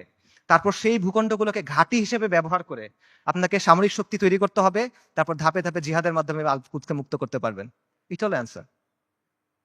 এবং এই তামকিন অর্জনের কাজটা সব মুসলিম ভূখণ্ডে আপনি একসাথে করতে পারবেন না, কারণ সব মুসলিম ভূখণ্ডের অবস্থা এক না। আপনি চিন্তা করেন, বাংলাদেশে ইসলামী ইমারত হওয়া আর সিরিয়াতে ইসলামী ইমারত হওয়া কখনো একরকম না। বাংলাদেশ আর ইসরায়েলের মধ্যে বা আল কুদসের মধ্যে 6টা দেশ আছে: Jordan, Iraq, Iran, Afghanistan, Pakistan এবং মোদির ভারত। আনরিয়েলিস্টিক, আপনি ওখান থেকে যেতে পারবেন না। কিন্তু সিরিয়ার সাথে ডিরেক্ট বর্ডার আছে। কাজেই এই বাস্তবতা বুঝতে হবে যে কোন জায়গায় ফোকাস করতে হবে, কোন ভাবে কাজ করতে হবে। তবে মূল সমাধান ওই জায়গাতেই, যেটা আমি আবারও বলতেছি, আল কুদসের নিকটবর্তী মুসলিম ভূখণ্ডে তামকিন অর্জন করতে হবে, শাসন কর্তৃত্ব অর্জন করতে হবে। তারপর সেগুলোকে কেন্দ্র হিসেবে ব্যবহার করে সামরিক শক্তি বৃদ্ধি করতে হবে। তারপর ধাপে ধাপে জিহাদের মাধ্যমে আল আকসার দরজায় গিয়ে পৌঁছাতে হবে। এটা আপনাদের অনেকের কাছে মনে হতে পারে যে ফ্যান্টাসি, আপনাদের অনেক কাছে মনে হতে পারে যে এটা অনেক কঠিন একটা সলিউশন, কিন্তু এটাই সবচেয়ে প্র্যাগম্যাটিক সলিউশন।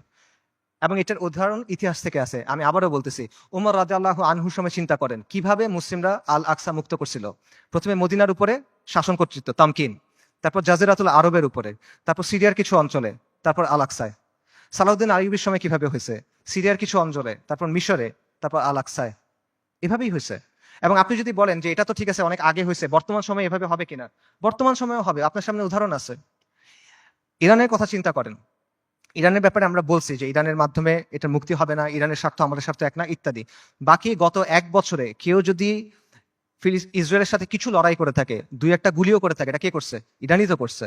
তো এই যে প্রতিরোধ করার সামর্থ্য, এটা সেটা অর্জন করলো কিভাবে? তারা 3টা বা 4টা জায়গাকে ব্যবহার করে এটা করছে। একটা হলো তেহরান মানে ইরান, একটা হলো লেবাননে হিজবুল্লাহ বা হিজবুল শয়তান, একটা হলো ইয়েমেনে হুথিরা, আর একটা হলো ইরাকে তাদের যে মিলিশিয়াগুলো আছে আল বদর ব্রিগেড। এর মাধ্যমে তো তারা এটা করছে। তো এই শক্তিটা তারা তৈরি করছে কিভাবে? নিয়মতান্ত্রিক ভাবে করছে। আমাদের অনেক ভাই একই সাথে নিয়মতান্ত্রিক পদ্ধতির ফ্যান, আবার তারা ইরানেরও ফ্যান। এই জিনিসটা সায়েন্স আমি এখনো বুঝতে পারি নাই। ইরানের এই ক্ষমতাটা তৈরি হয়েছে কিভাবে? 79-এ একটা বিপ্লবের মাধ্যমে খোমেনি ক্ষমতায় আসছে। তারপর 80-র দশকে তারা লেবাননে গিয়ে IRGC, যেটা ইসলামিক রেভলিউশনারি গার্ড কর্পস, ঠিক আছে, ইরানের যেটা, তারা গিয়ে লেবাননের যে শিয়া ফ্যাকশন গুলো ছিল সেগুলোকে একত্রিত করছে, তাদেরকে প্রশিক্ষণ দিছে, তাদেরকে ট্রেনিং দিছে। এইটা পরবর্তী থেকে হিজবুল্লাহতে পরিণত হয়েছে। এবং হিজবুল্লাহ কি কোনো নিয়মতান্ত্রিক দল? এটা একটা ডেজিগনেটেড টেররিস্ট অর্গানাইজেশন। খুঁজে দেখেন ইয়েমেনে হুথিরা কিভাবে তৈরি হয়েছে। হুথিদেরকে গিয়ে অর্থ দিছে, প্রশিক্ষণ দিছে, অস্ত্র দিছে কারা? ইরান। হুথিরা কি ডেজিগনেটেড টেররিস্ট দল? সো এই বাস্তবতা আপনার চোখের সামনে আছে, এবং এটা কোনোটা কিন্তু নিয়মতান্ত্রিক মাধ্যমে হয় নাই। এরা শক্তির মাধ্যমে ক্ষমতায় আসছে, শক্তির মাধ্যমে জায়গা করে দিছে, এবং নিজেদের পলিটিক্যাল এজেন্ডা দিয়ে তারা করছে। আমি বলতেছি না রাফিদারের মাধ্যমে ফিলিস্তিন মুক্ত হবে, আমি আবারও ক্লিয়ার করতেছি। আমি জাস্ট আপনাদের এক্সাম্পল দিচ্ছি যে কিভাবে বর্তমান সময়েও এই প্রসেস কাজ করে, কিভাবে তামকিন অর্জনের পরে ধাপে ধাপে আপনি শক্তি অর্জন করতে পারবেন এবং এর প্রতিরোধ করার ক্যাপাসিটি অর্জন করতে পারবেন।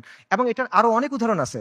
বিশ্ব ব্যবস্থাকে চ্যালেঞ্জ করে কিউবা টিকে নাই, বিশ্ব ব্যবস্থাকে চ্যালেঞ্জ করে নর্থ কোরিয়া টিকে নাই, ল্যাটিন আমেরিকার বিভিন্ন রেজিম বিভিন্ন সময় টিকে ছিল না।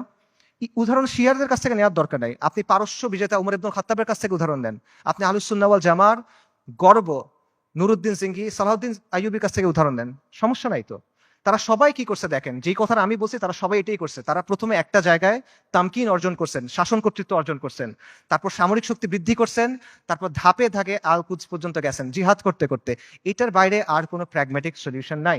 এটাই সবচেয়ে বাস্তবসম্মত পদ্ধতি, এটাই সবচেয়ে টাইম টেস্টেড পদ্ধতি, এটা হিস্টোরিক্যালি প্রুভেন পদ্ধতি, এটা শরিয়া সম্মত পদ্ধতি, এটা আকল সম্মত পদ্ধতি। এটা কঠিন পদ্ধতি, এটা রুক্ষ পদ্ধতি, বিপদ সংকল পদ্ধতি, কোনো ডাউট নাই, এটা সহজ পথ না। কিন্তু সহজ পথ নেওয়ার নাম তো ভাই বাস্তববাদী হওয়া না। বাস্তববাদী হলো যেটা করা প্রয়োজন সেটা করা। আপনি একটা গন্তব্যে যাবেন, একটা সহজ পথ একটা কঠিন পথ, সহজ পথ আপনাকে আরেক জায়গায় নিয়ে যাবে, আপনি ওটা নিলে তো হইলো না। আমরা কিন্তু বাস্তববাদিতার নামে অতীতে অনেক পদ্ধতি গ্রহণ করছি, এখনো করে যাচ্ছি। এগুলো আমাদের কি দিছে ভাই? কি অর্জন দিছে আমাদের বলেন? জিল্লতি ছাড়া আমাদের কি অর্জন দিছে বলেন? এবং দিন থেকে আমরা সরে গেছি। আরো এক্সাম্পল দেখেন, চীনের কথা মনে করেন। চীন যে গ্লোবাল সুপার পাওয়ার হয়েছে কিভাবে হয়েছে ভাই? লিবারাল ডেমোক্রেসি মেনে হয়েছে, মানবাধিকার মেনে হয়েছে। একটা ভায়োলেন্ট রেভলিউশনের মাধ্যমে চাইনিজ কমিউনিস্ট পার্টি শাসন কর্তৃত্ব অর্জন করছে, তামকিন অর্জন করছে। তারপর একটা ওয়ান পার্টি স্টেট বানাইছে, ব্রুটালি শক্ত হাতে শাসন করছে, আজকে সে আমেরিকার কন্টেন্ডার হয়েছে। এটা বাস্তবতা ভাই। চীন, তারা কি বিশ্বাস করতে যে জনগণ সব ক্ষমতার উৎস? চীনের বিপ্লবের যাকে স্থপতি বলা হয় মাও সেতুং, তার একটা বিখ্যাত উক্তি আছে, সেটা হলো বন্দুকের নল ক্ষমতার উৎস। পাওয়ার comes from the barrel of the gun. এটা বাস্তবতা। এই বাস্তবতা, political power comes from the barrel of the gun, এটা দুনিয়ার বাস্তবতা। আপনি বাস্তবতা বুঝার পরে বাস্তবসম্মত পলিসি নিতে পারেন। এবং আপনাকে ওই যেটা বলছিলাম, এই পলিসি আপনার নিতে হবে বাস্তবতার নিরিখে, শরিয়ার আলোকে এবং নিজের সামর্থ্য অনুসারে, এবং আপনার শত্রুকে আপনার চিনতে হবে। আমরা শুরুতে হরমুজানের কথা বলছিলাম। মুসলিমদের শত্রুদের তুলনা হলো পাখির মতো, পাখির দুটা ডানা, দুটা পা, একটা মাথা। আজকে 1400 বছর পর্যন্ত ডানা একটা ভেঙে ফেলবেন আর একটা ডানা থেকে যাবে, দুটা ডানা ভেঙে ফেলবেন পা থেকে যাবে, মাথা কেটে ফেলবেন পাখি শেষ, রাইট? তা আজকে 1400 বছর পরে বাস্তবতা কি? মুসলিমদের শত্রুদের অবস্থা একটা পাখির মতো। এক ডানা নেটো, এক ডানা ইসরায়েল, দুই পা হলো এই আরব বিশ্বের শাসকেরা, মাথাকে আমেরিকা। ইসরায়েলকে সবচেয়ে বেশি সামরিক সমর্থন কে দেয়? আমেরিকা। ইসরায়েলকে সবচেয়ে বেশি অর্থনৈতিক সমর্থন কে দেয়?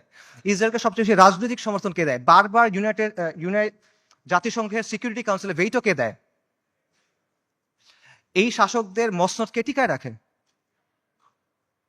কাজেই আমেরিকাকে রাজি খুশি রেখে, আমেরিকার মনের মতো করে, আমেরিকার বানানো ছকে খেলে, তাদের ঠিক করা নিয়ম মেনে কোনোদিন পর আল কুদস মুক্ত হবে না। এটা পসিবল না।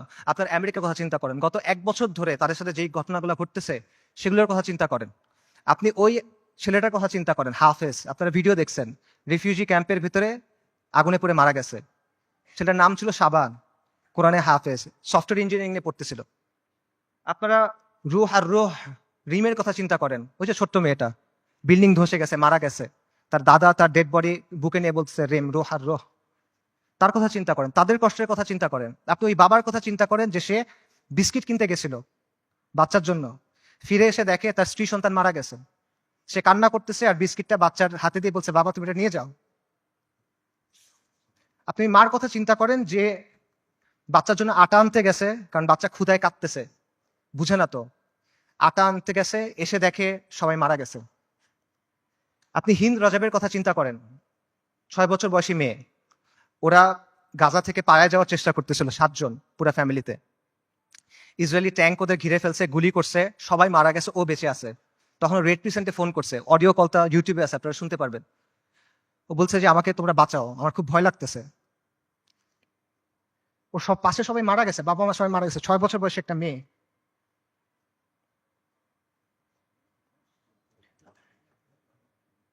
এবং শেষ পর্যন্ত 12 দিন পরে ওর ডেড বডি যখন পাওয়া গেছে, দেখা গেছে ওর পুরো ফ্যামিলির ডেড বডি, আর ওর আশেপাশে যে প্যারামেডিক গুলা ওকে বাঁচাতে আসছিল তারাও মারা গেছে, তাদেরকে মেরে ফেলছে ইসরায়েলিরা।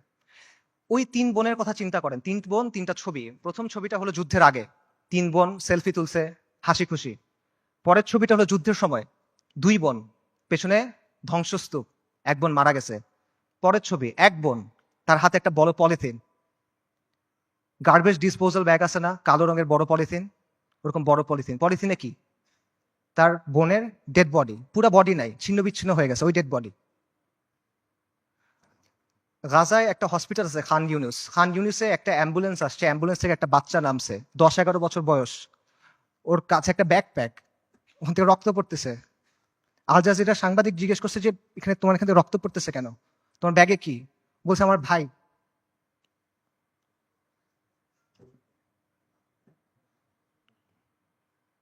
বাচ্চারা, ডাক্তাররা ব্যাগ খুলে দেখছে যে একটা 5 বছর বয়সী বাচ্চার ডেড বডি, পুরা বডি নাই, ছিন্ন বিচ্ছিন্ন বডি। আপনারা ওই মার কথা চিন্তা করেন যে গেছে, যে তার পুরা ফ্যামিলি মারা গেছে, সে এসে জিজ্ঞেস করছে আমাকে লাশগুলো দাও, আমি দাফন কি করব।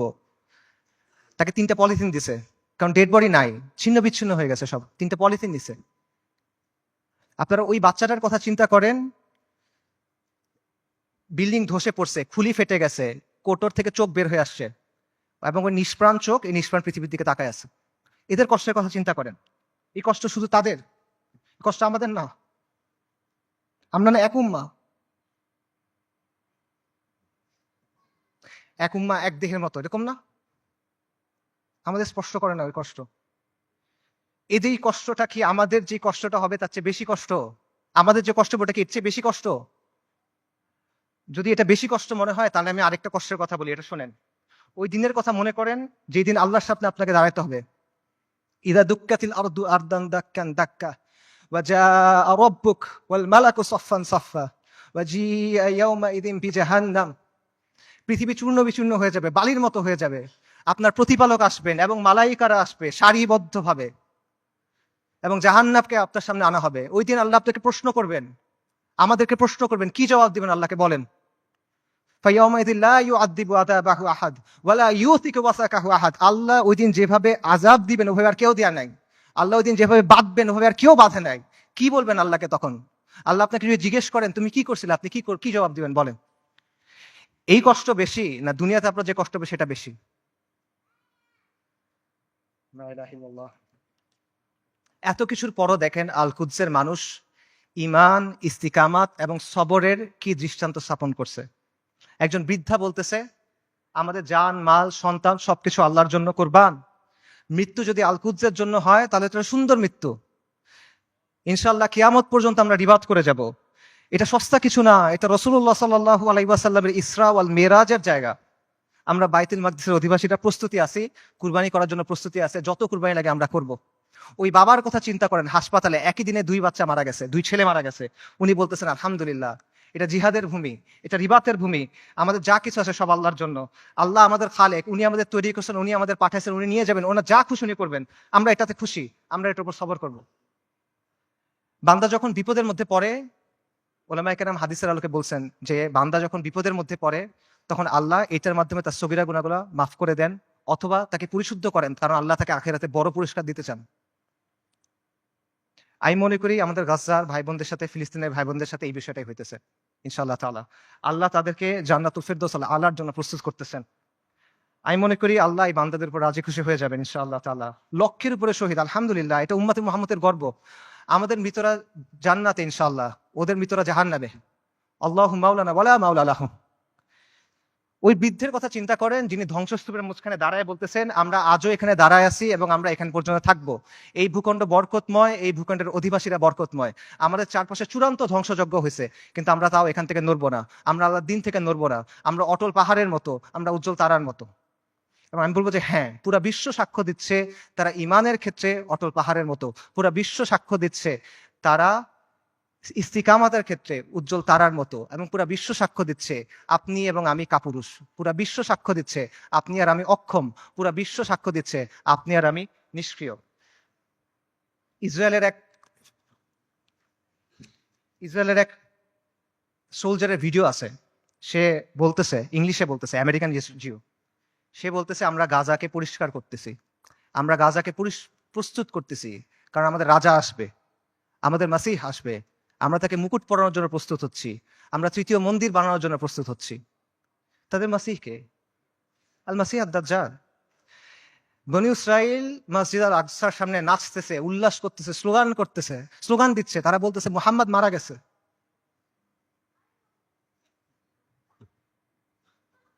আল্লাহুম্মা সাল্লি ওয়া সাল্লিম আলা নবিয়িনা মুহাম্মদ। এটা কি অবস্থা ভাই? এই জিনিসটা মানা সহজ নাকি আল-কুদসের জন্য ফাইট করা সহজ? এই পথটা আমাদের কাছে অনেক বেশি কঠিন মনে হইতেছে। কোন পথটা আমাদের কাছে বেশি কঠিন মনে হয় এটা ঠিক করে দিবে যে আমাদের ইমানের অবস্থাটা আসলে কি। নবী সাল্লাল্লাহু আলাইহি ওয়াসাল্লাম তার হাদিসে বলছেন, আমি হাদিসের তর্জমা বলতেছি, ইবনে উমর রাদিয়াল্লাহু তাআলা আনহু থেকে বর্ণিত, রাসূলুল্লাহ সাল্লাল্লাহু আলাইহি ওয়াসাল্লাম বলছেন, যখন তোমরা ইনার পদ্ধতিতে ব্যবসা করবে, গরুর লেজ আঁকড়ে ধরবে, কৃষিকাজে সন্তুষ্ট থাকবে এবং জিহাদ ছেড়ে দিবে, তখন আল্লাহ তোমাদের উপর লাঞ্ছনা এবং অপমান চাপায় দিবেন। সাদাকা রাসূলুল্লাহ। এর চেয়ে বড় লাঞ্ছনা আর এর চেয়ে বড় অপমান কি আছে? আর নবী সাল্লাল্লাহু আলাইহি ওয়াসাল্লাম বলছেন, এই অবস্থা ততক্ষণ থাকবে যতক্ষণ না পর্যন্ত তোমরা তোমাদের দ্বীনে ফেরত আসো। সুনান আবু দাউদের হাদিস। আল কুদস জিহাদের মাধ্যমে মুক্ত হবে, কিন্তু এই জিহাদের দরজা কেউ এসে আপনার জন্য খুলে দিবে না। আসমান থেকে ফেরেশতা নেমে এসে আপনার জন্য জিহাদের দরজা খুলে দিবে না। জিহাদের দরজা খুলতে হবে তাওহীদ আর হাদিদের শক্তি দিয়ে, খুলতে হবে না, ভাঙতে হবে। এটা এই রাস্তা আপনি মনে করতেছেন আল কুদস পর্যন্ত আপনার জন্য একটা লাল গালিচা বিধানো রাস্তা তৈরি করে দিবে যে ভাই আমি আল কুদসে গিয়ে জিহাদ করব। না, আপনার রক্ত, আপনার হাড়, আপনার মাংস, লাশের শাড়ি, খুলির পাহাড় পার হয়ে আপনার আলাক্সা যাইতে হবে। এটা ছাড়া আর কোনো অপশন নাই। আল কুদসের দাম অনেক বেশি, এটা সস্তা না। বাইতুল মাকদিসের মানুষরা বলে দিছে, আল্লাহ আপনি আমাদের কাছ থেকে নেন, যতক্ষণ পর্যন্ত আপনি খুশি না হন আপনি আমাদের কাছ থেকে নেন, আমরা প্রস্তুত আছি। এই কথাটা যখন আমরা বলতে পারবো এবং এই কথার উপর যখন আমরা আমল করতে পারবো, যখন আমরা বলবো ইয়া আল্লাহ আপনি নেন, ততক্ষণ পর্যন্ত নেন যতক্ষণ আপনি সন্তুষ্ট না হন, তারপর আপনি আমাদেরকে আল আকসা দেন, তখন আল কুদস আপনি মুক্ত করতে পারবেন, আগ পর্যন্ত পাবেন না। আল কুদস এমন এক দুলহান যার মাহার আমাদের রক্ত। আল কুদস এমন এক দুলহান যার মাহার আমাদের রক্ত। মাহার পরিশোধ করা ছাড়া কোনো বিকল্প নাই, কোনো বিকল্প নাই। আল্লাহ আযজা ওয়া জাল্লা আল কুদসকে মুক্ত করার প্রক্রিয়ায় শামিল হওয়ার তৌফিক দান করেন। আল্লাহ আমাদের তৌফিক দান করেন আল কুদসকে মুক্ত করার। আল্লাহ আমাদের দুনিয়ার ভালোবাসার মৃত্যুকে অপছন্দ করার অসুখ থেকে মুক্ত করে দেন। আল্লাহ আমাদের মসজিদ আল আকসাতে সালাত আদায় করার তৌফিক দান করেন। আল্লাহ আমাদের চোখগুলোকে প্রশান্তি দেন। আল্লাহ আমাদেরকে খাইবারের মতো একটা দিন দেখান। আল্লাহ আমাদের বনু কুরাইযার মতো একটা দিন দেখান। আল্লাহ আমাদেরকে বনু কুরাইযার মতো একটা দিন দেখান। আল্লাহ আমাদের ক্ষমা করে দেন। আল্লাহ আমাদের মাফ করে দেন। আল্লাহ আমাদের নিফাক দূর করে দেন। আল্লাহ আমাদের নিষ্ক্রিয়তা দূর করে দেন। আল্লাহুম্মা মানসুরুল মুজাহিদিন ফি ফিলিস্তিন। আল্লাহুম্মা মানসুরুল মুজাহিদিন ফি গাজ্জা। আল্লাহুম্মা মানসুরুল মুজাহিদিন ফি বিলাদিশ শাম। আল্লাহুম্মা মানসুরুল মুজাহিদিন ফিল ইয়ামান। আল্লাহুম্মা মানসুরুল মুজাহিদিন ফিস সুমাল। আল্লাহুম্মা মানসুরুল মুজাহিদিন ফি কুল্লি মাকান। আল্লাহুম্মা রযুকনি শাহাদাতান ফি সাবিলিক। আল্লাহুম্মা রযুকনি শাহাদাতান ফি সাবিলিক। আল্লাহুম্মা ইন্নী আসআলুকা কাতলান ফি সাবিলিক। আল্লাহুম্মা ইন্নী আসআলুকা কাতলান ফি সাবিলিক। আল্লাহুম্মা ফাশহাদ। এই বক্তব্যে যদি ভালো কিছু থাকে এটা আল্লাহর পক্ষ থেকে, যা কিছু খারাপ, যা কিছু ভুল এটা আমার আর শয়তানের পক্ষ থেকে। ওয়া মা আলাইনা ইল্লাল বালাগ। আসসালামু আলাইকুম ওয়া রাহমাতুল্লাহ।